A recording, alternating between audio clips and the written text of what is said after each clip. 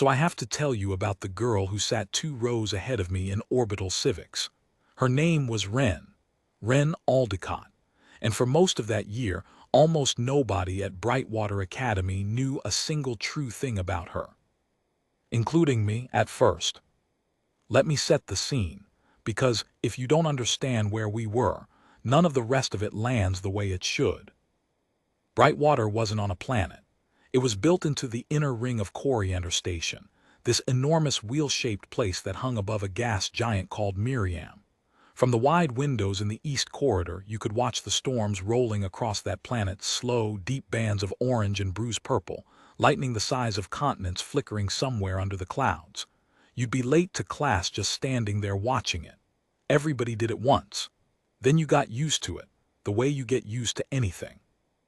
The station hummed. That's the first thing you noticed when you arrived and the last thing you stopped hearing. A low, constant hum in the floor and the walls, the sound of the gravity rings turning and the air recyclers breathing. At night in the dorms, that hum was the only thing between you and the silence of space. I think that's why so many of us slept badly. You're a kid, and there's nothing under your bed but a few centimeters of metal, and then the whole emptiness of everything. Brightwater was a mixed school. That was the whole point of it. After humanity got folded into the Concord, the big loose alliance of species that ran most of this arm of the galaxy, somebody decided the fastest way to make everyone get along was to put their children in the same buildings. Noble idea. Cleaner on paper than in a hallway. So we had everybody. We had the Velen, who were tall and pale and moved like they were always in a slightly more important room than you were. We had the Dravani, who were short and broad and covered in this soft gray fur, and were honestly the kindest people I ever met. We had a couple of Arabic Sheen SHAL kids. I'm spelling that wrong, you can't really spell it. It's more of a sound at the back of the throat, who breathed a different gas mix and went around in these little transparent helmets and were always cold. And we had humans, maybe 40 of us out of 400 students. We were new. That's the thing you have to understand. Humans had only been in the Concord for about 30 years. To everyone else, that's nothing. The Velen remembered things from before humans had agriculture. So to most of the station, we were the new kids. The loud, soft, scrappy new kids who showed up late to the party and didn't know the rules and laughed too hard at things. And the Velen, especially, did not let us forget it. Their unofficial leader at Brightwater was a boy named Othik Vishun. His family was old money, old by Velen standards, which means older than some human countries. He was beautiful in that cold Velen way, tall and smooth-skinned, with those silver eyes they have that don't seem to blink enough. And he was smart. That's the part people forget when they tell this story afterward. Othik wasn't a stupid bully. He was a smart one, the worst kind. He knew exactly how much to say to make you feel small, and exactly when to stop so a teacher couldn't pin anything on him. He ran with 3 or 4 others, a Velen girl named Pell, who laughed at everything he said before he'd finished saying it, and 2 human kids, which always stuck with me, Dare and a guy we called Tomo. Humans who'd figured out that the safest place to stand was next to the people doing the pushing. You see that everywhere. Doesn't matter what species you are. There's always somebody who'd rather hold the bully's coat than risk being the next one shoved. Now Ren transferred in about 6 weeks into the term, which was strange by itself because nobody transfers in 6 weeks late. The school years were synced across the whole sector. You started when everybody started. But there she was one morning, standing at the front of Orbital Civics next to Mr. HLDN, our teacher, a Dravani, soft-spoken, gray fur going white around his ears, and he introduced her in about 4 words and she went and sat down. She was small, not tiny, just compact like she'd been built without anything extra. Brown hair she kept cut short, shorter than most of the human girls wore it, and she had this stillness to her. I keep coming back to that word, stillness.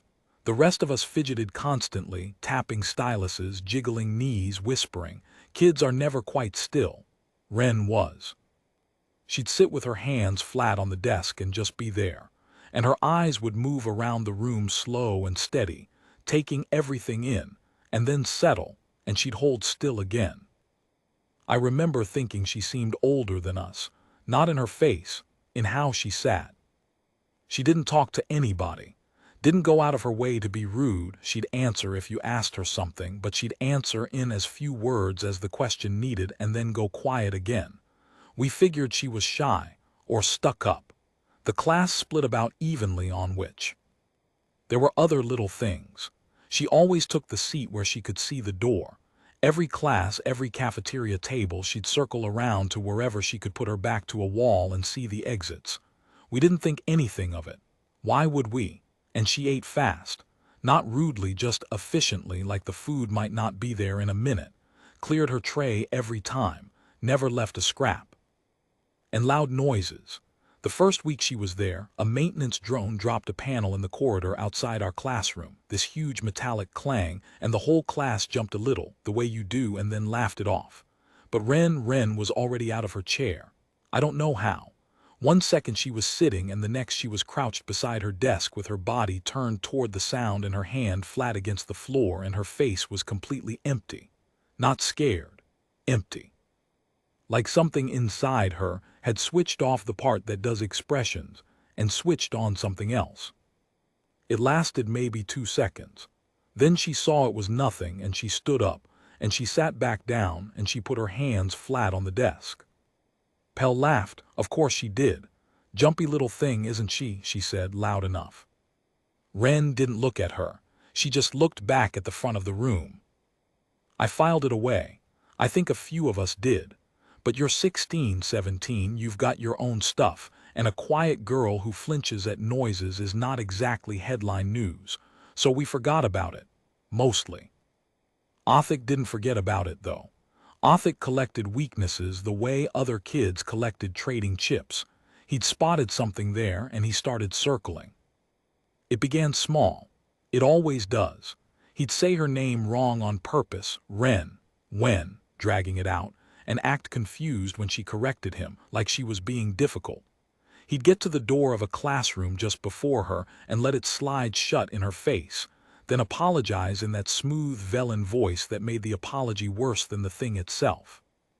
Once he knocked her tray in the cafeteria, just nudged it with his elbow as he passed so her food slid off onto the floor, and he turned around with these wide silver eyes and said, "Oh, I'm so sorry, you humans are just, you're a little hard to see, aren't you? You're so small." The table laughed. Dare and Tomo laughed loudest, the way the hangers-on always do. And Ren, this is what got me, Ren just looked at the mess on the floor for a second. Then she crouched and she cleaned it up. Calm, methodical, didn't say a word, got a new tray, went and sat by the wall. Most kids would have cried or yelled or gone red and stammered something. She did none of that. And I think that's actually what made Othik angrier. Because a bully needs a reaction. The reaction is the whole meal. And Ren just wouldn't serve it. She'd take whatever he did and absorb it and go quiet, and it was like punching a wall and the wall not even noticing. So he pushed harder. There's a thing the Velen do, I don't fully understand the culture, but it's a status thing, a dominance thing, where they'll get right up into your space, very close, very calm, and just stand there, talking softly. It's meant to make you back down, to make you give ground physically. Among Velen, it's how they sort out who's higher than who without it ever coming to blows. And Othik started doing it to Ren, in the corridors. He'd corner her, lean down. He had a good head and a half on her, and just talk at her, soft, smiling, telling her she didn't belong here, that humans were a mistake the conquered would eventually correct, that she should go back to whatever dirt hole colony spawned her. And Ren would stand there, she wouldn't back up. That was the strange part. Everyone backed up from Othik. It was instinct, but Ren would just stand her ground, looking up at him with that flat, steady look, and let him talk. And when he was done, she'd walk around him and go where she'd been going. I watched this happen maybe 3 or 4 times over a couple of months, and every time I noticed Othik getting more frustrated, because she wasn't supposed to be able to do that. You're supposed to flinch. You're supposed to give ground, and she just wouldn't. I want to tell you I did something. I didn't. None of us did. We watched. We told ourselves it wasn't that bad, that she clearly didn't care, that getting involved would just make us the next target. All the lies you tell yourself when you're a kid and you're scared and somebody else is the one paying for it. I'm not proud of that part. I'm telling you the truth because the whole point of this is the truth. Here's the thing none of us knew. Ren Aldicott was from a colony called Hadley's Reach. It was a human frontier world, way out on the edge of conquered space, the kind of place where people went when they wanted land and didn't mind that the land was hard. Farmers mostly. Miners. Tough people living tough lives a long way from anywhere.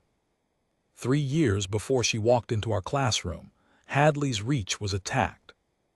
Not by the conquered, by a splinter group, raiders basically, a coalition of species who didn't recognize the conquered's borders and made their living taking what wasn't bolted down. They came in fast and hard because frontier colonies are soft targets. No fleet to speak of. A few defense platforms. A militia made up of farmers and miners and whoever could hold a rifle. And they hit Hadley's Reach planning to be in and out in a day. Strip the place, take what was worth taking, move on. It took them 3 weeks. 3 weeks because the people of Hadley's Reach did not roll over. They dug in. They fought in the streets of their little towns and in the tunnels of their mines and in the fields they'd spent their whole lives working. They had no business holding out. Every analysis afterward said the colony should have fallen in hours. But they held, day after day, while the conquered scrambled a relief fleet that was 4 weeks out, and they held long enough that the fleet arrived and the raiders broke and ran. But the cost, God, the cost. Hadley's Reach had a population of about 11,000. By the time the relief fleet landed, there were a little under 4,000 left. Ren was 12 when it started. Her father died in the first week, on the wall they'd built out of cargo containers and dirt at the edge of their town. Her mother lasted longer. She was a field medic. She'd been a nurse before the colony, and she ran an aid station out of the basement of the town hall for 2 weeks before it took a direct hit.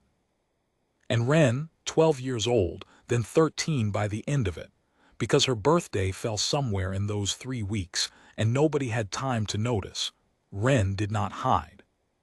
I'm going to tell you what she did, but not yet, because the kids at Brightwater didn't know yet, and I want you to feel it the way we felt it, as a surprise, as the floor dropping out. For now, just hold on to this. The small, still girl who sat 2 rows ahead of me, the one who flinched at dropped panels and ate her food fast and always sat where she could see the door, that girl had survived something that would have hollowed out most grown soldiers. She'd come to Coriander Station because the conquered had a program for war orphans from the frontier, placing them in good schools, trying to give them something like a normal life. Brightwater was supposed to be her fresh start. Her quiet, her chance to just be a kid for once. And Othik Vishun, who had never in his life missed a meal or heard a real explosion or buried anyone he loved, decided she was a thing to be broken for sport. You can probably see where this is heading, but I promise you the actual moment when it came, none of us saw it coming. Not like that. Let me back up and tell you about the day things started to turn, because there was a day. There's always a day.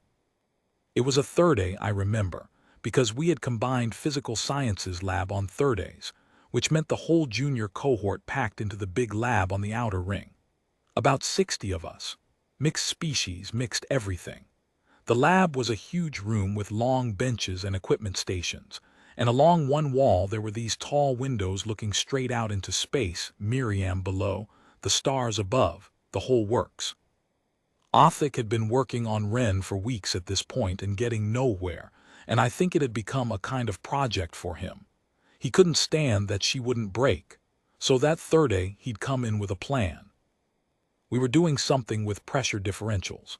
Sealed chambers, gas under pressure, the kind of experiment where they make you wear eye protection and remind you 14 times not to touch the release valves until they tell you.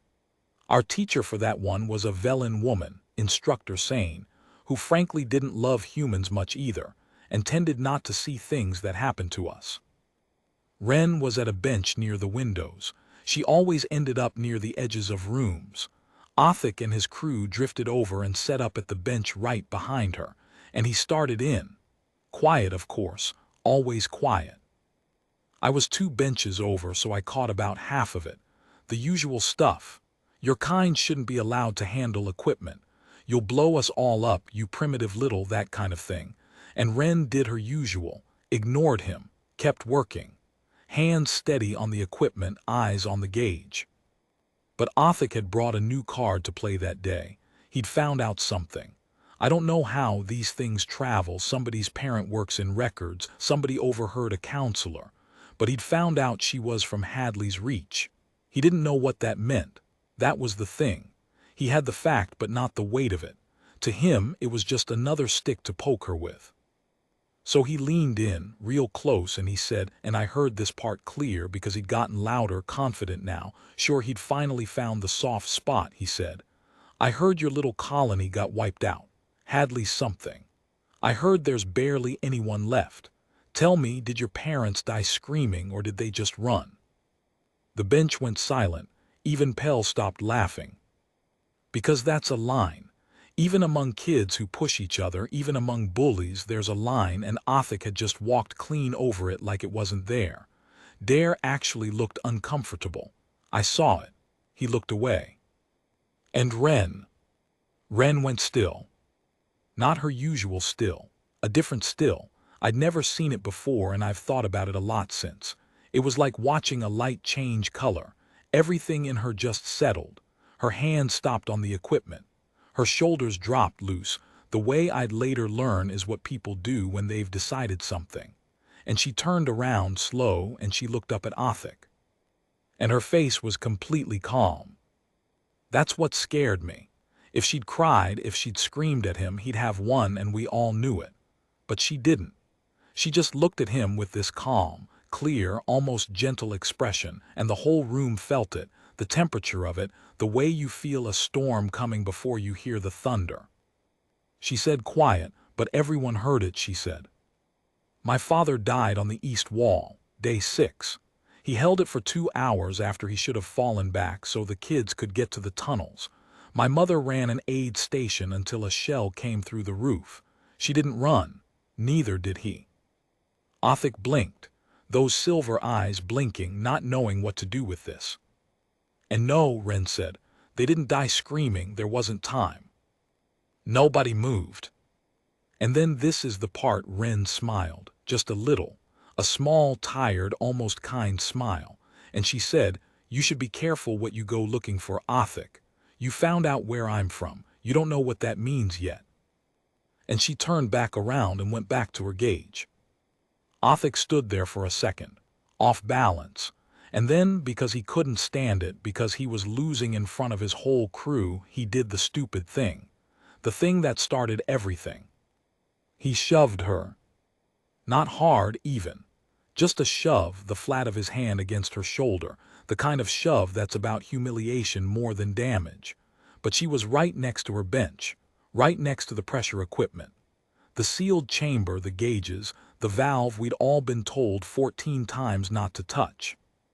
And when she stumbled, her hand came down on the bench to catch herself, and it caught the release coupling, and there was a sound.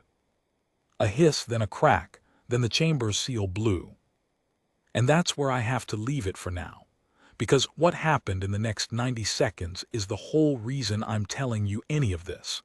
The thing the bullies didn't know about Wren Aldicott wasn't just that she'd survived a war. It was what surviving it had taught her to do. I'll tell you in. Okay, so the seal blew. Let me slow down and walk you through it, because it happened fast in real life, but the memory of it runs slow, the way the worst moments always do afterward. When a pressurized chamber fails in a lab like that, 2 things happen at once. First, there's the gas, and the gas in our experiment wasn't poison, but it was an inert displacer, the kind of stuff that pushes breathable air out of a space, and in a sealed room, a big enough cloud of it can put you on the floor before you even understand you're not breathing. Second, and worse, When that seal blew, it cracked the chamber housing, and the housing was bolted to a feed line, and that feed line ran up into the wall, into the lab's main pressure system. The whole station ran on pressure systems. Air, water, coolant, all of it under pressure, all of it networked. A panel in the wall behind Wren's bench split open with a bang that made the dropped maintenance panel from weeks ago sound like a cough. And then the alarms started. You have to understand what alarms mean on a station. On a planet, an alarm is an inconvenience. On a station, an alarm can mean you're about to be breathing vacuum. Every kid on Coriander had done the drills. We knew the sounds, and the sound that came on now was the worst one. The slow, deep, two-tone one. The one that means containment breach. And the room lost its mind. 60 kids.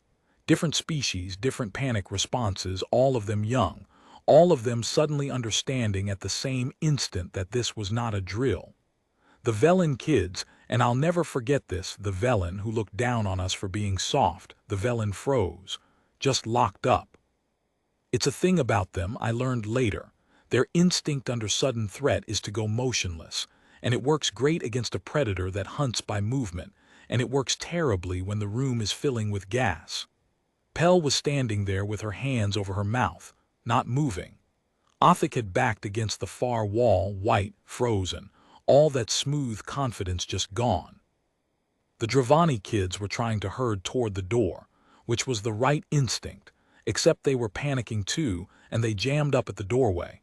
A crush of bodies, somebody went down, somebody screamed. The two SHL kids in their helmets were probably the safest people in the room, and even they were scrambling. Instructor Sane was shouting something. I genuinely don't know what. She'd lost the room. You could see it. A teacher who'd run drills 100 times, and the one time it was real, her voice just disappeared into the noise. And the gas was spreading. You could see it not like smoke, more like a shimmer in the air near the floor, a wrongness, the way heat shimmers off a road. It was pooling low and climbing. The bench tops were already in it. People near the windows were going to be on the floor in it within a minute. That's where Wren was, right at the source, right where it was thickest. And here's the thing I came here to tell you. Wren got up off the floor she'd gone down when the seal blew, and she did not panic. I was watching her. I don't know why in all that chaos, but I was. And while every other person in that room was either frozen or screaming or crushing toward the door, Wren Aldicott stood up out of a cloud of displacer gas, and her face did that thing again. That switch. The light changing color. The empty calm.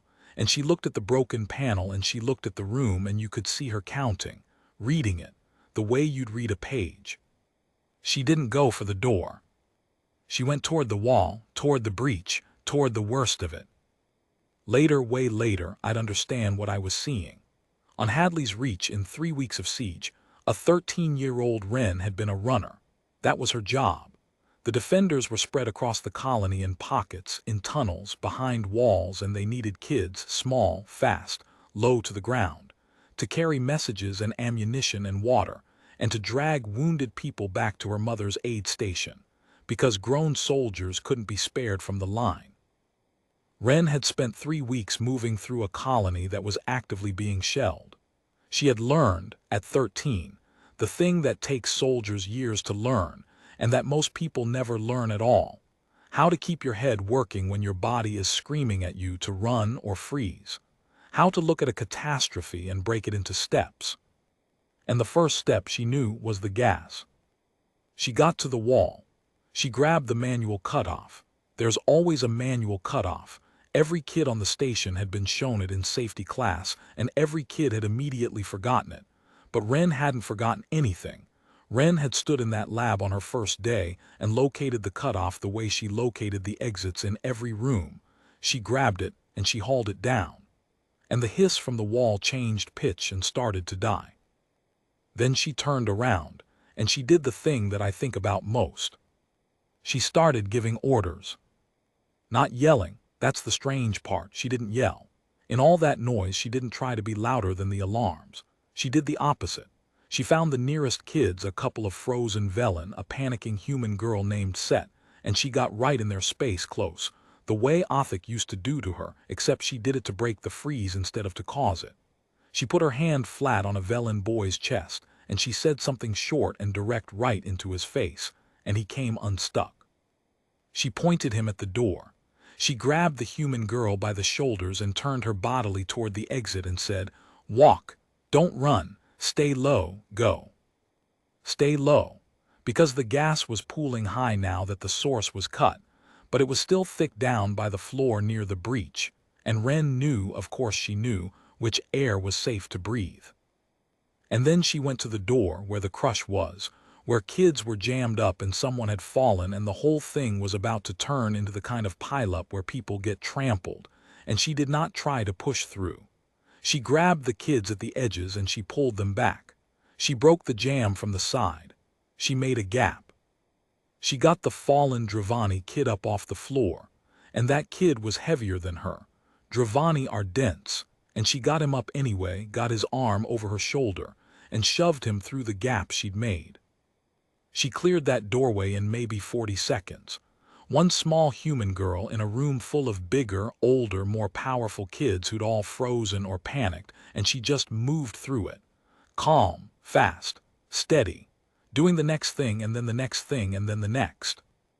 And the last person in that room, the very last one, was Othik. He hadn't moved. He was still pressed against the far wall down low now, because the kid had finally slid down to the floor, and the floor near him still had gas pooling in it. And he was, I could see it from the door, he was not okay. His eyes were unfocused. He was breathing wrong. The displacer was getting to him. Another minute and he'd have been unconscious on the floor of an evacuated lab with the doors about to seal for containment. The doors were going to seal. That's the other thing about station safety systems. After a certain time, to stop a breach from spreading, the room seals itself. Automatically. Whoever's inside stays inside. The countdown had started. You could hear it under the alarm, a faster beeping, the kind that counts down to something you don't want to be on the wrong side of. Everyone else was out.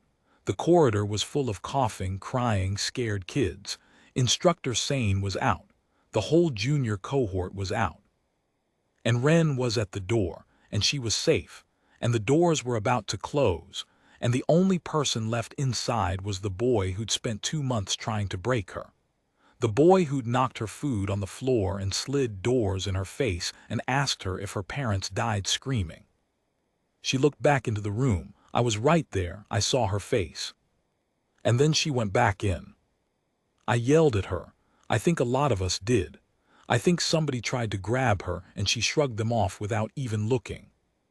She went back into that room, low, fast into the gas, and she got to Othik, and he was barely conscious, and she did the runner's carry. The thing she must have done 100 times in those tunnels on Hadley's Reach, dragging men twice her size. She got his arm over her shoulder and his weight against her hip, and she hauled him up, and she dragged him across that whole room while the countdown beeped faster and the doors started to slide. She got him to the doorway. The doors were closing. There was this much gap left, and she didn't have time to get them both through standing up, so she did the only thing left. She shoved him through the gap, hard, out into the corridor, and then she dropped flat and rolled. And she came through, under the closing doors with maybe a hand's width to spare, and the doors sealed behind her with a sound like the whole station taking a breath and holding it. And then she just lay there on the corridor floor for a second on her back, breathing hard, staring up at the ceiling. The first time in 2 months I'd seen her look tired, look young. The corridor was dead silent. 60 kids all staring, and Othik on the floor, coughing, coming back to himself, looking up at the girl who just dragged him out of a room he was going to die in. The girl he'd asked if her parents died screaming. He didn't say anything. What was there to say? Wren got up. Of course she did. She got up and she checked the Dravani kid she'd carried out, made sure he was breathing right, and she checked the human girl set, and then she just stepped back, out of the center of it, back toward a wall where she could see everyone, hands a little loose at her sides, watching the room, making sure it was over. The medics came. The station response teams came pouring down the corridor in their suits, and the teachers finally got organized, and they swept all of us off to the med bay to get checked for gas exposure. And the whole thing became a situation with capital letters, investigations and parent calls, and a station-wide review of lab safety protocols. But the thing I remember from right after, before the adults took over, is the silence in that corridor and the way everyone looked at Ren. And the way Ren looked back at all of us. Calm, a little sad, like she'd hoped, coming all this way to a fresh start to a quiet school in a turning ring above a storm, like she'd hoped she'd never have to be that person again. The runner, the one who goes back in. And she'd had to be her anyway, because that's who she was now. The war had made her into something, and you don't get to put it down just because you've changed schools. Here's what happened after. Othic never bothered her again, obviously, but it wasn't fear, which is what you might expect. I watched him close that year because I was fascinated by it. It wasn't that he was scared of her. It was that he was ashamed. Deeply, properly ashamed in a way I don't think he'd ever felt before. He'd built his whole self on being above people, on being stronger and older and better, and a human girl he'd tormented for 2 months had carried his unconscious body out of a death trap without a second's hesitation. There's no recovering your old self after that. You either become a worse person or a better one. Othic, to his credit, and I didn't expect this, went the better way. Slowly, quietly. He never apologized to her in front of people. I don't think he had the courage. But Dare told me near the end of the year that Othic had gone to Ren alone once and said something to her. Dare didn't know what. But after that, Othic was different. Smaller in a good way. Kinder. He even stood up for a human kid once later that I saw with my own eyes. The hanger-on Tomo started in on somebody and Othic shut it down cold. People change. Sometimes it takes nearly dying in a sealed room to do it, but people change. And Ren got famous for about a week, the way you do, and she hated every second of it. The station gave her some kind of commendation. There was an assembly. She stood up on the stage in front of the whole school looking like she wanted the floor to open up, and she said about 9 words into the microphone, "I just did what you do. Anyone would." Which wasn't true, none of us did, that was the whole point, but she said it and she meant it, and then she sat back down. And after the week passed and the fuss died, the strangest and best thing happened, which is that people started actually being her friend. Because now they knew, and knowing changes how you see a person. That stillness we'd all read as stuck-up or shy. Once you knew where it came from, it read completely differently. It read as a person holding a great deal of weight very, very steadily. The flinching at noises, the sitting where she could see the door. The fast eating, the cleared tray, a kid who'd been hungry, really hungry for 3 weeks, and whose body had decided it would never trust a full plate again. We'd looked at all of that for months and seen a weird, quiet girl. We'd never once seen the truth, which was that we were sitting in a classroom every day next to someone braver than any of us would ever have to be. I became her friend a little, not a best friend. Ren didn't really do best friends. I think she'd learned that people you love can die in front of you, and she kept a careful distance around her heart because of it. But she'd sit with me sometimes, and once or twice she told me things, small things about Hadley's Reach, about the tunnels, about her mother's hands. She told me her mother used to hum while she worked on the wounded, to keep them calm, and that to the end of her life Ren would never be able to hear humming without her chest going tight. I think about that every time I notice the hum of the station now. I never hear it the same way. She told me once, and this is the thing I'll leave you with because she said it and then she never spoke of it again. She told me about the moment in the lab when she decided to go back in for Othic. I asked her how she could do it, after everything he'd done. How she could go back into a room she'd just escaped for him, of all people. And she was quiet for a long time, looking out the big east window at Miriam turning slow and orange below us. And then she said, "On the reach near the end, we stopped asking who people were before we pulled them out. There wasn't time and it didn't matter. You just go back in. That's the whole thing. You see somebody who's going to die and you can reach them, and so you go back in. It doesn't matter what they did. It only matters that they're still in there. She watched the storm a while longer. Then she said, Othik asked me if my parents died screaming. My mother died pulling a stranger off a collapsed floor. My father died holding a wall so children could run. That's who they were. So when the doors were closing and there was somebody still inside. She shrugged, that small tired shrug. I wasn't going to be the kind of person they weren't. And that was it. That was all she ever said about it. The school bullies thought she was small. They thought she was soft. They thought she was new and slow and afraid and beneath them. Just another one of the scrappy little humans who'd shown up late to the party and didn't know the rules. They never once stopped to wonder why a girl who flinched at a dropped panel could stand her ground against a villain twice her size and never give an inch. They didn't know she'd already learned the only rule that mattered, in a place far worse than any of them would ever see. You go back in. You always go back in.